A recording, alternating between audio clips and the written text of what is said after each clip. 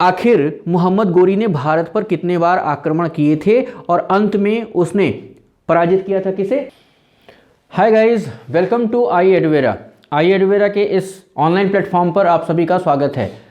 देखिए, अभी तक बहुत सारे बच्चों का डिमांड था कि सर वाइट बोर्ड पे पढ़ाइए, तो लीजिए आपकी मेहनत और आपकी इच्छाएं आज पूरी हो गई और हम आ गए हैं वाइट बोर्ड पर। तो आज वाइट बोर्ड पे हम लोग एक बहुत ज़बरदस्त टॉपिक डिस्कस करने जा रहे हैं और वो ज़बरदस्त टॉपिक है मुइज़ुद्दीन मोहम्मद गोरी के बारे में, यानी उसको हम लोग शॉर्ट में कहते हैं मोहम्मद गोरी। तो आज के टॉपिक में हम मोहम्मद गोरी के बारे में कुछ इम्पॉर्टेंट फैक्ट देंगे और जो आपके एग्ज़ाम में एक क्वेश्चन ज़रूर लाता है। ठीक है, तो अभी तक जिन लोगों ने, जो नए हैं, जो इस चैनल पर आए हैं, वो जल्दी से सब्सक्राइब कर लें ताकि ऐसे और भी वीडियोस अगर आपको मिलते हैं तो और वीडियोस को आप आसानी से एक्सप्लोर कर सकें। अब यहाँ पर जान लें कि मोहम्मद गोरी जो है वो क्या है, एक अफ़गान सेनापति है। अफ़गान सेनापति है, ठीक है। उसके भाग्य का जो सितारा है वो कब चमकता है? उसके भाग्य का सितारा चमकता है 1202 में। कब चमकता है? 1202 ईस्वी में, यानी इसको कहते हैं एडी। 1202 एडी में चमकता है जब उसके भाई की मौत हो जाती है और वह गौर साम्राज्य के गद्दी पर बैठता है। गौर साम्राज्य का क्या बनता है? सुल्तान बनता है। ठीक है, तो सुल्तान कब बना है? वो 1202 ईस्वी में वो सुल्तान बना है। अब यहाँ पर एक चीज़ आपको ज़्यादा समझनी है, वो ये समझना है कि भाई आखिर गौर साम्राज्य अचानक से कहाँ आया। और ये भी आपको बता दें कि गौर साम्राज्य जब स्थापित हुआ था तो इस गौर साम्राज्य को स्थापित करने वाला व्यक्ति कौन था? आपने इसे देखा होगा कि गौर साम्राज्य की स्थापना हुई और गौर साम्राज्य के पहले गजनवियों का शासन था।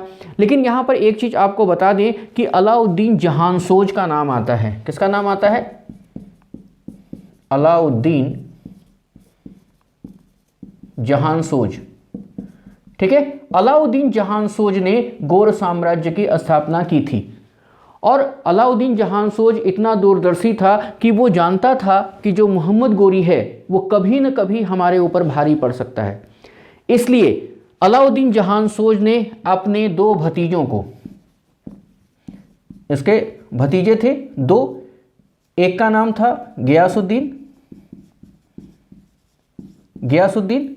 और एक का नाम था जो है शहाबुद्दीन।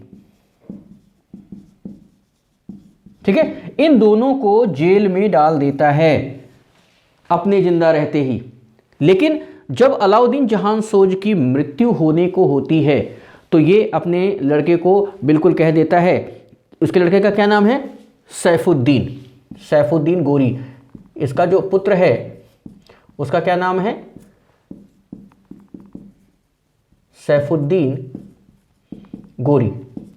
ठीक है, तो सैफुद्दीन गोरी को बोल देता है कि भाई देखो, शहाबुद्दीन और गियासुद्दीन से सावधान रहना। अगर ये दोनों आ गए, तुम्हारे राज्य में आ गए, तो तुम्हारा जो गौर साम्राज्य है वो तुम्हारे हाथों से निकल जाएगा। ठीक है, अब 1161 में जो है इसकी मृत्यु हो जाती है।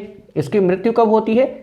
1161 एडी में, 1161 ईस्वी में जहां अलाउद्दीन जहांसोज की मृत्यु हो जाती है और उसका पुत्र सैफुद्दीन गोरी जो है वो राजा बनता है, यानी सुल्तान बनता है। अब गौर साम्राज्य के दो दुश्मन हैं यहां पर। पहला है गजनवी, ठीक है, और दूसरे जो हैं वो कौन है?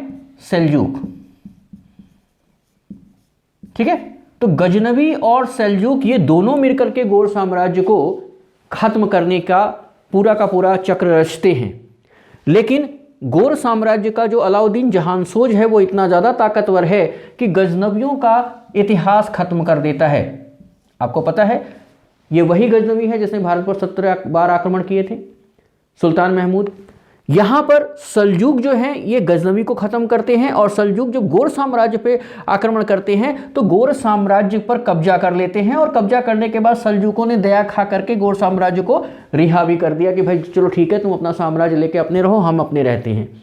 लेकिन इस बीच में बहुत सारे परिवर्तन होते हैं और उस परिवर्तन में सैफुद्दीन गोरी के घर में जो सब जेवरात होते हैं, जो ऑर्नामेंट्स होते हैं, वो ऑर्नामेंट सैफुद्दीन गोरी किसी तरीके से देख लेता है कि ये सल्जूकों के सरदार के पास कैसे पहुंचा, और ये चीज़ें वापस पाने के लिए सैफुद्दीन गोरी जो है इनसे युद्ध करता है और उस युद्ध में उस व्यक्ति को मार करके अपने सारे ऑर्नामेंट्स वापस ले लेता है।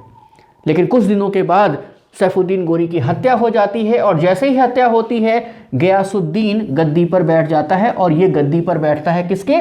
गौर साम्राज्य के। तो गौर साम्राज्य का राजा बन जाता है गयासुद्दीन। शहाबुद्दीन इसकी मदद करता है, इसके राज्य को बड़ा कर देता है। लेकिन जब 1202 का समय आता है तो उस 1202 के समय में गयासुद्दीन की हो जाती है मौत, और तब बनता है शहाबुद्दीन राजा। और शहाबुद्दीन अब गौर साम्राज्य का राजा बन चुका है, यानी अब वह गजनवियों के अधूरे किए गए आक्रमण को, जो भारत पर आक्रमण होता है, उसका सपना देखता है शहाबुद्दीन यानी कि मोहम्मद गोरी, और कहता है कि अब भारत पर हम अपना विजय करेंगे, भारत पर हम अपना विजय हासिल करेंगे और भारत को अपने कब्जे में ले लेंगे।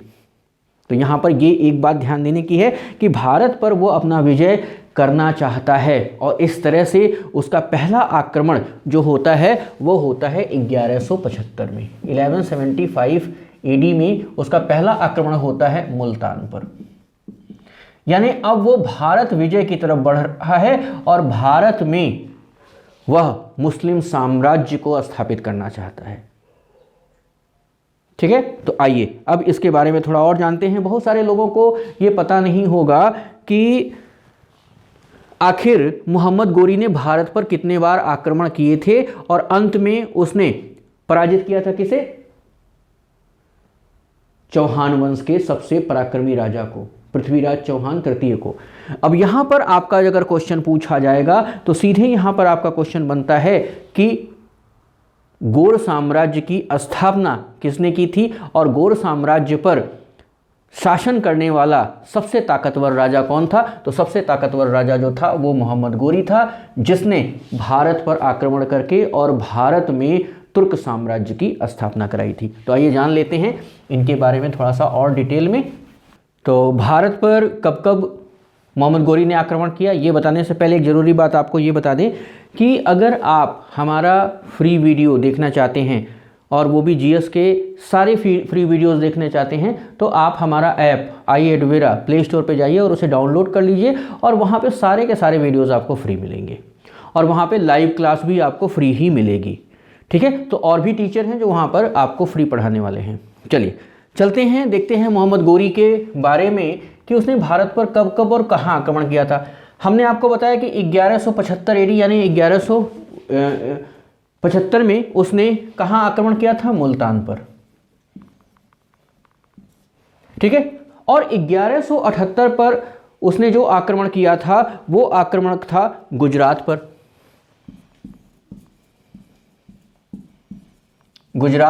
और गुजरात पर उस समय शासन कर रहा था भीम द्वितीय, और भीम द्वितीय ने मोहम्मद गोरी को इस तरह से पराजित किया कि दोबारा गुजरात की तरफ से आक्रमण करना वो भूल गया। यानी अब उसे ये पता चल चुका था कि गुजरात की तरफ से आक्रमण नहीं करना है, तो उसने 1179 में 1179 में वो पंजाब पर आक्रमण कर दिया। और पंजाब पर आक्रमण करने के बाद उसे पता चल चुका था कि अगर हम हिंदुस्तान में घुसेंगे तो पंजाब ही एक ऐसा रास्ता है जहां से हिंदुस्तान के अंदर घुस करके दिल्ली तक पहुंचा जा सकता है। तो उसने पंजाब पर आक्रमण किया, और पंजाब के साथ साथ पेशावर को भी अपने कब्जे में कर लिया। अब उसे अपनी सेना को मजबूत बनाने का एक और भी मुद्दा मिल चुका था, और उसने ये सोचा कि अब हमारे पास सेना की संख्या बहुत ज़्यादा हुई है, तो उसने 1185 में सियालकोट पर आक्रमण किया और वहाँ भी अपनी सेना को बढ़ा लिया। अब पंजाब, पेशावर और सियालकोट के जो भी भाड़े के सैनिक थे वो अब गोरी के सेना में मिल चुके थे। अब गोरी के लिए ये आसान हो चुका था कि हम आसानी से दिल्ली पर आक्रमण कर सकते हैं। दिल्ली पर उस समय पृथ्वीराज चौहान तृतीय शासन कर रहा था, चौहानों का सबसे ताकतवर राजा। और पहला आक्रमण जो हुआ वो यहाँ पर हुआ 1191 में, और 1191 में तराइन का पहला युद्ध लड़ा गया था, बैटल ऑफ तराइन फर्स्ट। और 1192 में लड़ा गया था बैटल ऑफ तरेन सेकेंड। बैटल ऑफ तरेन यानी तराइन का पहले युद्ध में जो है मोहम्मद गोरी पराजित हो गया और किसी तरीके से अपनी जान बचाकर भागा। लेकिन 1192 में जब वो अपनी पूरी शक्ति के साथ दोबारा लौटा तो तराइन के दूसरे युद्ध में पृथ्वीराज चौहान तृतीय को पराजित कर दिया और पराजित करने के बाद उसे अफगानिस्तान के रास्ते जो है लाहौर लेके चला गया और वहाँ पर वो गजनी ले गया। गजनी ले जाने के बाद उसे अंधा करके वहीं अफगानिस्तान में दफना दिया गया। तो इस तरह से यहाँ पर भारत में तुर्क साम्राज्य की स्थापना करने का श्रेय जो होता है वो मोहम्मद गोरी के ऊपर चला जाता है। यानी अब भारत में मुस्लिम शासन प्रवेश कर चुका है, जो अभी तक सिंध और उसके आसपास के क्षेत्रों में था, लेकिन अब वो दिल्ली तक पहुँच चुका है। ये इसी वजह से हुआ क्योंकि दिल्ली के शासकों की आपसी फूट बाहर के लोगों को न्योता दी कि आप आओ और हमारे ऊपर आक्रमण करो और हमें ख़त्म करो और अपना शासन यहाँ पर शुरू करो। लेकिन यहाँ पर एक चीज़ आपको बता दें कि जल्द ही वो 1192 के बाद 1194 यानी 1194 में वो चंदावर के युद्ध में यानी बैटल ऑफ चंदावर में उसने एक और बड़े पराक्रमी राजा को पराजित किया था, ठीक है, चंदावर के युद्ध में। और उसने चंदावर के युद्ध में पराजित करने के बाद अब कोई भी ऐसा क्षत्रिय राजा नहीं बचा था जो दिल्ली और आसपास के क्षेत्रों पर कब्जा कर सके और मोहम्मद गोरी को वापस जो है गौर साम्राज्य की तरफ भगा सके। यहाँ पर एक सबसे बड़ा जो प्रभाव पड़ा वो सबसे बड़ा प्रभाव ये पड़ा कि आसपास के लोग भी अपने आप को सिमटा लिए, यानी अपने आप को इतने सेफ कस्टडी में कर लिए कि वो ये नहीं समझ पा रहे थे कि यदि हम इसका मुकाबला करते हैं तो जिंदा रहेंगे या मारे जाएंगे, क्योंकि पृथ्वीराज चौहान जैसा ताकतवर राजा, जयचंद जैसा ताकतवर राजा गोरी के हाथों पराजित हो चुका था। तो यहाँ पर हम आपको ये बता दें कि 1205 का जो समय आता है वो 1205 में गोरी को एक बार फिर से हिंदुस्तान बुलाता है और गोरी हिंदुस्तान वापस लौटता है। और क्योंकि उस समय जो है भारत पर विदेशी ताकतों का आक्रमण हो चुका है और वो विदेशी ताकत हैं खोखर जातियों का भारत पर आक्रमण हो जाता है और खोखर जाति दिल्ली पर कब्जा करने के फिराक में है। मोहम्मद गोरी 1205 में आता है, खोखरों को समूल नाश कर देता है, खोखरों का पूरा कुनबा जो है वो समाप्त हो जाता है और उन्हीं खोखरों में से कुछ खोखर बच जाते हैं और मोहम्मद गोरी का पीछा करते हुए वो लाहौर तक पहुंचते हैं। 1206 में गोरी की हत्या हो जाती है। कहा जाता है कि गोरी जिस समय नमाज पढ़ रहा था उस समय कुछ खोखरों ने मिलकर के इसकी हत्या कर दी और गोरी की जब हत्या हो जाती है तो इसे गजनी में दफनाया जाता है और इसे गजनी ले जाकर के दफनाया गया, जिसमें दम्यक नामक स्थान पर झेलम नदी के किनारे इसकी जो है ताबूत को दफन किया गया और इसका जो है वहीं पर मकबरे का निर्माण किया गया था। तो यहाँ पर जो आपके क्वेश्चन पूछे जाते हैं वो क्वेश्चन बहुत ही नॉर्मल हैं। नॉर्मल ये है कि किस युद्ध में, तराइन के किस युद्ध में, या ऐसे पूछ लेता है कि किस युद्ध में पृथ्वीराज चौहान पराजित हुआ था और उस युद्ध का क्या नाम है, या नाम से पूछ लेता है, या फिर ये पूछ लेता है कि मोहम्मद गोरी के जो भारत आने का जो पूरा युद्ध का एक पूरा ब्यौरा है उसमें कौन सा सही है और उसको सही अनुक्रम में लिखे। इस टाइप के भी क्वेश्चन आपके आते हैं या मैच द फॉलोइंग करके भी क्वेश्चन आते हैं। तो इन सबको आप बिल्कुल तैयार रखिएगा। अभी तक जिन लोगों ने इस चैनल को सब्सक्राइब नहीं किया है वो चैनल को सब्सक्राइब कर लें, ऐप को जरूर डाउनलोड कर लें, क्योंकि ऐप के ही माध्यम से आपको फ्री क्लास मिलने वाली है। तो ये वीडियो आपको कैसा लगा इसके बारे में नीचे कमेंट जरूर लिखिएगा। ज़्यादा से ज़्यादा लोगों तक इस वीडियो को पहुंचाइए ताकि और ज़्यादा से ज़्यादा वीडियो बनाने में थोड़ा सा उत्साह बना रहे। तो जल्द ही दूसरे वीडियो के साथ मिलते हैं। Thank you.